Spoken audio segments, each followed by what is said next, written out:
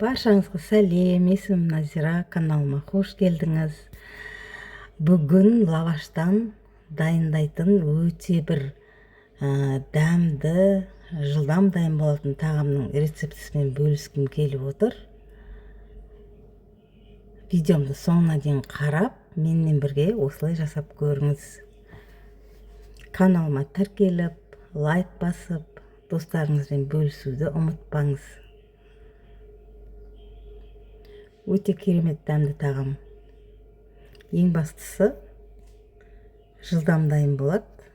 Бір жарты сағат 40 минут ішінде дайын болатын тағам. Міндетті түрде осы тағамды жасап көріңіз. Мінекей, қараңызшы қандай керемет.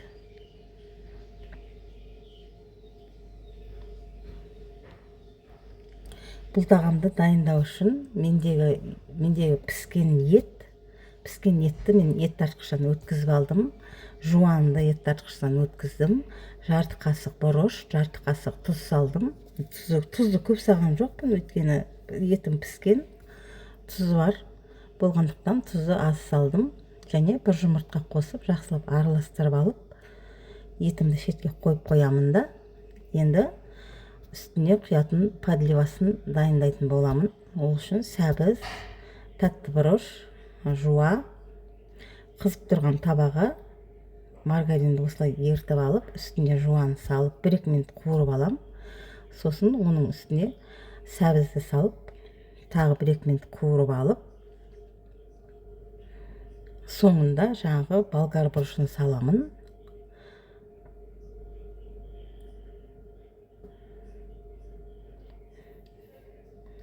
Тәтті бұрышты салып,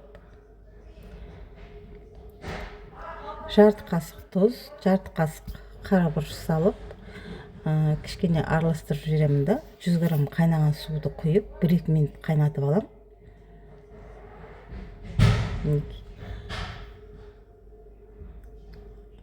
Енді лавашқа бағанағы дайындап алған етімнің жартысын саламын. Жартысын салып, лаваштың бетіне жұқалап, әдемілеп жайып шығамын да, рулет етіп ораймын.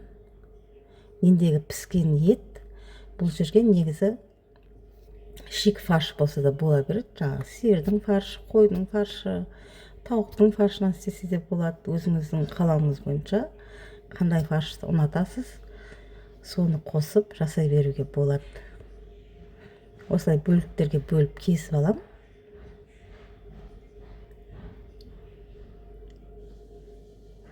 Мінекей, осылай.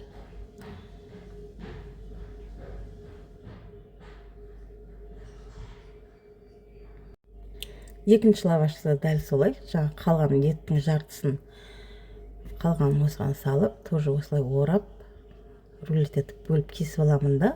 Противенге кішкене ғана май құйып жіберіп, майды бүкіл жеріне, жан жағына да жағамын, жабысып қалмас үшін.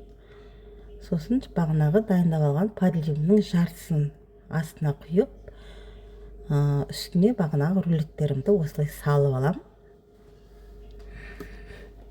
Ой пікіріңізді комментарий бөлімінде қалдырып қойыңыз. Сосын қалған подливтің қалғанын осы рулеттерімнің үстіне құйып, бетін фольгамен жауып, духовкада 200 градуста жарты сағат пісіріп алам. Егер сіздікі шик фарш болса, 45 минутта пісіп шығады.